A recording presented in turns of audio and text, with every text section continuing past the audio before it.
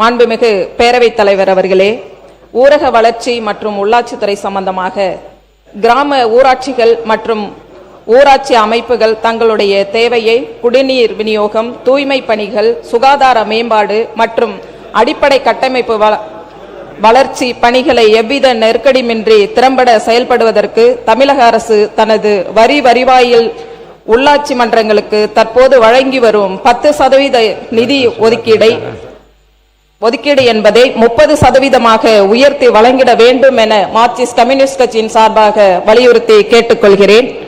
அரசியலமைப்பு சட்டத்தின் 73வது 74வது அரசியல் சட்ட திருத்தங்களின் அடிப்படையில் கிராமப்புற ஊராட்சிகளுக்கு 29 வகை அதிகாரங்களும் நகர்ப்புற ஊராட்சிகளுக்கு 18 வகை அதிகாரங்களும் உறுதி செய்யப்பட வேண்டும் என கேட்டுக்கொள்கிறேன். ஒன்றிய நிதி ஆணைய நிதி, மாநில நிதி ஆணைய நிதி மாநில கருவூலத்திற்கு நேரடியாக சம்பந்தப்பட்ட ஊராட்சிகளுக்கு வழங்கிட வேண்டும் என்று கேட்டுக்கொள்கிறேன். மகாத்மா காந்தி தேசிய ஊரக வேலை திட்ட உறுதி சட்டத்தை ஒழிக்கும் நோக்கத்தோடு ஒன்றிய பாஜக அரசு விபிஜி ராம்ஜி திட்டத்தை கொண்டு வந்துள்ளது. இந்த ஆண்டு இத்திட்டத்திற்கான தமிழகத்திற்கான நிதியினை 4.1% அளவில் குறைத்து அநீதியை இழைத்துள்ளது. ஒன்றிய பாஜக அரசின் விபிஜி ராம்ஜி திட்டத்தை உடனடியாக தமிழ்நாட்டில் அமல்படுத்த வேண்டும் என நிர்பந்தம் செய்வதாக தெரிகிறது. எனவே தமிழ்நாடு அரசு இதனை எதிர்த்து தீர்மானம் நிறைவேற்ற வேண்டும். மகாத்மா தேசிய ஊரக வேலை உறுதி திட்டத்தையே தொடர்வதற்கு தமிழக அரசு தயாராக வேண்டும் என கேட்டுக்கொள்கிறேன். தமிழகத்தில் 1 கோடி பேர் விவசாய தொழிலாளர்களாக உள்ளனர். இவர்களின் நலன்களை கருத்தில் கொண்டு விவசாய தொழிலாளர்களுக்கென்று தனித்துறை ஏற்படுத்தி நலத்திட்ட பயன்களை வழங்க வேண்டும் என்றும் கேட்டுக்கொள்கிறேன். 100 நாள் வேலை திட்டம் தற்போது ஒரு ஊராட்சிக்கு 5 பேர் மற்றும் 10 பேருக்கு மட்டுமே வழங்கப்பட்டு வருகிறது. கருவிழி மற்றும் கைரேகை விழாதவர்களுக்கு 100 நாள் வேலை மறுக்கப்படுகிறது. ஜாப் கார்டு வைத்திருக்கும் அனைவருக்கும் வேலை கேட்டு விண்ணப்பிக்கும் அனைவருக்கும் வேலை வழங்குவதை தமிழ்நாடு அரசு உறுதி செய்ய வேண்டும். நாளொன்றுக்கு கூலியாக ரூபாய் 700 200 நாட்கள் வேலையை உறுதி செய்திட வேண்டும் என்பதை கேட்டுக்கொள்கிறேன். பார்வையற்ற மாற்றுத்திறனாளிகள், கைரேகை விழாத மாற்றுத்திறனாளிகளுக்கு 100 நாள் வேலை மறுக்கப்பட்டு வருகிறது. பார்வையே இல்லாத மாற்றுத்திறனாளிகளுக்கு எப்படி கருவிழி எடுக்க முடியும்? எனவே இதனை உடனடியாக களைய வேண்டும். மாற்றுத்திறனாளிகளுக்கு 4 மணி நேர வேலை 150 நாட்கள் வழங்குவதை உறுதி செய்திட வேண்டும். அதே போன்று முதியோர், வயதானவர்கள், கருவிழி மற்றும் கைரேகை விழாதவர்கள் வேலை வழங்கிட வேண்டும். தமிழ்நாட்டில் உள்ளாட்சி அமைப்புகளுக்காக தேர்தல் முடிந்து 1.5 வருட காலம் ஆகிவிட்டது. கிராமப்புறங்களில் மக்களுக்கு குடிநீர் விநியோகம், சாலை வசதி, அடிப்படை வசதி செய்வதில் பெரும் குறைபாடுகள் நிலவுகின்றன. எனவே ஊராட்சி தேர்தலை உடனடியாக இந்த அரசு நடத்திட வேண்டும்.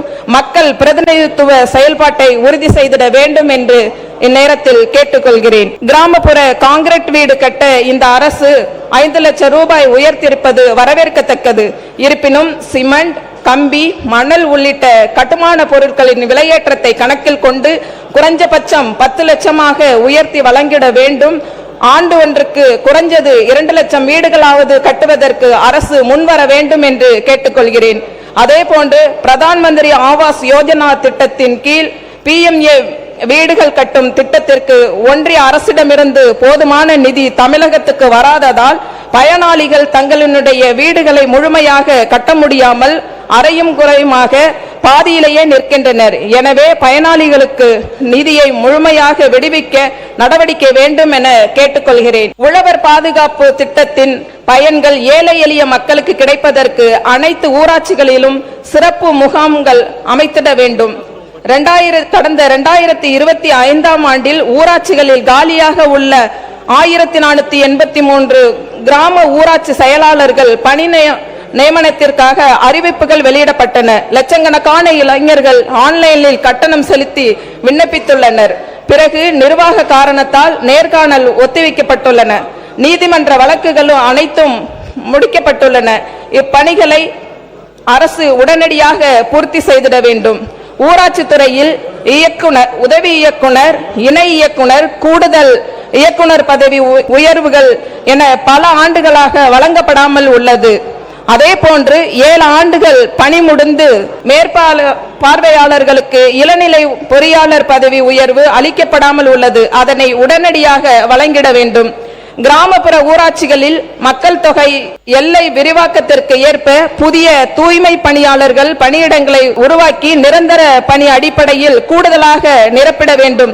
கிராமப்புற பஞ்சாயத்துக்கு திடக்கல்வி மேலாண்மைக்கு கூடுதல் நிதி ஒதுக்கிட வேண்டும் என்று கேட்டுக்கொள்கிறேன். கிராமப்புறங்களில் தனிநபர் கழிவறைகள் கட்டுவதற்கு 12,000 நிதி வழங்குகிறது. இந்த நிதியை வைத்து ஏழை எளிய மக்கள் கழிவறைகள் கட்டுவது சாத்தியமற்றது.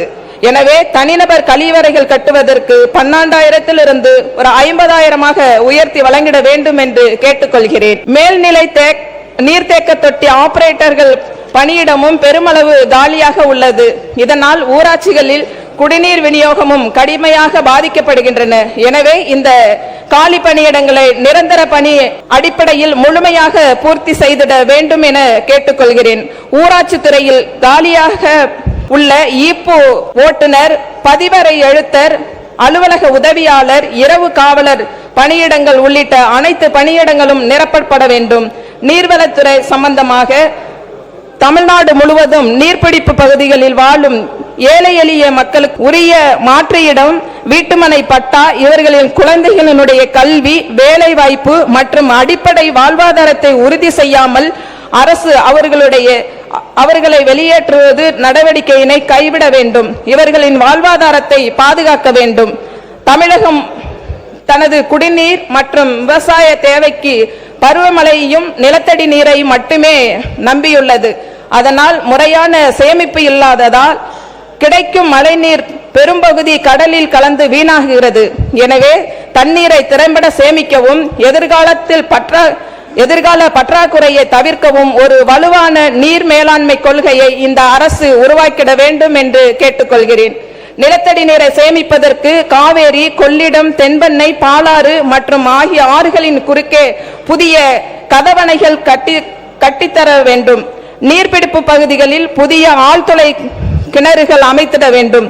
காவிரி படுகை பகுதிகளில் உள்ள வாய்க்காலில் அடிப்படையில் போடப்பட்டுள்ள சிமெண்ட் தளங்களை நீக்கிட வேண்டும். குறுவை சாகுபடி இல்லாததால் டெல்டா மாவட்ட விவசாயிகளும் விவசாய தொழிலாளர்களும் வறுமையில் வாடுகின்றனர். எனவே விவசாயிகள் அனைவருக்கும் ஏக்கர் ஒன்றுக்கு குறைந்தபட்சம் 15,000 விவசாய தொழிலாளர்கள் வேலையின்றி தவிக்கும் விவசாய தொழிலாளர்களுக்கு குடும்பத்துக்கு 10,000 நிவாரணம் வழங்கிட வேண்டும் என்று மார்க்சிஸ்ட் கம்யூனிஸ்ட் கட்சியின் சார்பில் கேட்டுக்கொள்கிறேன். இக்கோரிக்கையை வலியுறுத்தி நாளைய தினம் நாகப்பட்டினத்தில் எங்களுடைய கட்சியின் தலைமையில் விவசாயிகள் சங்கம் போராட்டம் நடைபெறுகிறது. எனவே மாண்புமிகு முதலமைச்சர் அவர்கள் டெல்டா மாவட்ட விவசாயிகளுக்கு நிவாரணம் வழங்கி அவர்களுடைய வாழ்வாதாரத்தை பாதுகாத்திட வேண்டும் என்று கேட்டுக்கொள்கிறேன். நந்தன் கால்வாய் திட்டம் என்பது தமிழ்நாட்டின் திருவண்ணாமலை மற்றும் விழுப்புரம் மாவட்டங்களில் உள்ள சுமார் 120 கிராமங்களை விவசாயம் மற்றும் குடிநீர் தேவைகளை பூர்த்தி செய்ய ஆங்கிலேயர் காலத்திலிருந்து உருவாக்கப்பட்ட 200 ஆண்டுகளாக பழமையான நீர்ப்பாசனத்தை திட்டமாகும். இத்திட்டத்தை விரைந்து முடித்திட வேண்டும் என மார்க்சிஸ்ட் கம்யூனிஸ்ட் கட்சியின் சார்பாக கேட்டுக்கொள்கிறேன். கோவை, திருப்பூர், ஈரோடு மாவட்டங்களும் விவசாயிகளும் முழுமையாக பயன்பெறும் வகையில் அத்திக்கடவு அவிநாசி திட்டத்தின் 2ஆம் கட்ட திட்டத்திற்கு அரசாணை விடுபட்டுள்ள குளங்கள், ஏரிகளை நிரப்புவதற்கு அரசு உரிய நடவடிக்கைகள் மேற்கொள்ள வேண்டும். நீர்வளத்துறை சார்பில் தமிழகத்தில் பருவமழைக்கு முன்பாக ஒவ்வொரு ஆண்டும் பெரிய ஏரிகள், குளங்கள், வரத்து வாய்க்கால்கள் ஆகியவற்றை தூர்வாருவதை உறுதி செய்திட வேண்டும். புதுக்கோட்டை, ராமநாதபுரம், சிவகங்கை, தூத்துக்குடி, விருதுநகர் ஆகிய மாவட்ட மக்கள் பயன்பெறும் வகையில் காவேரி, வைகை, குண்டாறு திட்டத்திற்கான பணிகள் இதுவரை 10 கிலோமீட்டர் மட்டுமே நடந்துள்ளன. இந்த ஆண்டு 150 கோடி மட்டுமே ஒதுக்கப்பட்டுள்ளது. இது போதுமானது அல்ல. எனவே இத்திட்டத்திற்கான மொத்த நிதியையும் ஒதுக்கி பணிகளை விரைந்து முடித்திட வேண்டும் என்று மார்க்சிஸ்ட் கம்யூனிஸ்ட் கட்சியின் சார்பாக கேட்டுக்கொள்கிறேன். இத்திட்டத்திற்கு ஒன்றிய அரசிடமிருந்து ₹1 கூட இன்னும் வரவில்லை. அதே வேளையில் இத்திட்டத்திற்கான நிதியுதவி கோரி தமிழக அரசிடமிருந்து இதுவரை எவ்வித முன்மொழிவும் வரவில்லை என்று ஒன்றிய ஜல்ஜீவன் துறை அமைச்சர் நாடாளுமன்றத்தில் எழுத்துப்பூர்வமாக தெரிவித்துள்ளார். எனவே ஒன்றிய அரசின் நிதியை பெறுவதற்கும் தமிழ்நாடு அரசு உரிய நடவடிக்கை எடுக்க வேண்டும் என கேட்டுக்கொள்கிறேன். அடையாறு ஆற்றில் கழிவு நீர் கலப்பதை தடுப்பதற்கு பட்ஜெட்டில் அறிவித்தபடி அடையாறு ஆறு சீரமைப்பு திட்டத்தை விரிவான திட்ட அறிக்கை தயாரிக்கப்பட்டு பணிகளை துவங்க வேண்டும் என்று கேட்டுக்கொள்கிறேன். தருமபுரி மாவட்டம் தொடர்ந்து வறட்சி இலக்காக வரும் ஒரு மாவட்டமாகும். காவேரி உபரி நீர் திட்டத்தை செயல்படுத்தி மாவட்டத்தில் உள்ள 600க்கும் மேற்பட்ட ஏரிகளில் நீர் நிரம்பி நிலத்தடி நீர்மட்டத்தை மேம்படுத்த நடவடிக்கை எடுக்க வேண்டும். அரூர் பகுதி மக்களின் நீண்ட நாள் கோரிக்கையான சென்னாக்கல் மற்றும் கல்லாறு அணைக்கட்டு திட்டத்தை நிறைவேற்றிட வேண்டும். தென்பெண்ணை ஆற்றில் வெளியேறும் உபரி நீரை தூள்சட்டி ஏருக்கு கொண்டு செல்ல வேண்டும். மொரப்பூர், கடத்தூர், பாலக்காடு, பெண்ணாகரம், தருமபுரி, நலம்பள்ளி வட்டங்களில் உள்ள ஏரிகளில் நீரை நிரப்பிட நடவடிக்கை எடுக்க வேண்டும். சுற்றுலா மற்றும் கலை பண்பாடு பேரவைத் தலைவர் அவர்களே, கீழ்வலூர் தொகுதி வெள்ளையாற்றில் ஒரு படகு சவாரி அமைத்து தர கேட்டுக்கொள்கிறேன். கன்னியாகுமரி மாவட்டம் திருவாட்டார் ஒன்றியம் அருவிக்கரை பகுதி சுற்றுலா தலமாக மாற்ற வேண்டும். எனது கீழ்வலூர் தொகுதியில் வேளாங்கண்ணி ஆலயம் உலக பிரசித்தி பெற்ற ஆலயமாகும், சுற்றுலா தலமும் ஆகும். இந்திய முழுவதும் உலகம் முழுவதும் ஏராளமாக சுற்றுலா பயணிகள் வந்து போகின்றனர். அங்கு ஏற்படும் வாகன போக்குவரத்து நெருக்கடியை விரைந்து சரி செய்ய வேண்டும். சுற்றுலா பயணிகள் வருவதற்கு ரயில் போக்குவரத்து மிக குறைந்த அளவிலேயே உள்ளது. எனவே தமிழக அரசு ஒன்றிய அரசிடம் வேளாங்கண்ணிக்கு கூடுதலான ரயிலை இயக்குவதற்கு நடவடிக்கை எடுத்திட வேண்டும். கீழ்வலூர் தொகுதியில் ஒரு மினி ஸ்டேடியம் அமைத்து தர வேண்டுகிறேன். காமேஸ்வரம் தெற்கு ஆணையன் தோப்பு மீனவ கிராமத்திற்கு மீன்பிடி வலைப்பின்னல் கூடமும் கடல் உபரி நீர் வடிகாலில் ஒரு பாலமும் அமைத்து தர வேண்டும். கீழ்வலூர் தொகுதியில் இயங்கி வரும் தீயணைப்பு நிலையத்திற்கு சொந்த கட்டிடம் இல்லை, வாடகை கட்டிடத்தில் இயங்கிக் கொண்டிருக்கிறது. எனவே புதிய கட்டிடம் கட்டித்தர கேட்டுக்கொள்கிறேன். கிராமப்புற பகுதிகளுக்கு தீயணைப்பு வாகனம் செல்வதற்கு ஏதுவாக சிறிய ரக தீயணைப்பு வாகன வழங்கிடவும் கேட்டுக்கொள்கிறேன். சின்னத்தும்பூர் கிராமத்தமேடு பஞ்சாயத்து வழியாக ஓடுகின்ற மரவநாட்டில் விவசாயிகள் பலன் பெறும் வகையில் ஒரு ரெகுலேட்டர் கட்டித்தர வேண்டும். காவிரி நீரை தேக்கி விவசாயிகள் பயன்பெற ஏதுவாக அமையும் என்பதையும் கேட்டுக்கொள்கிறேன்.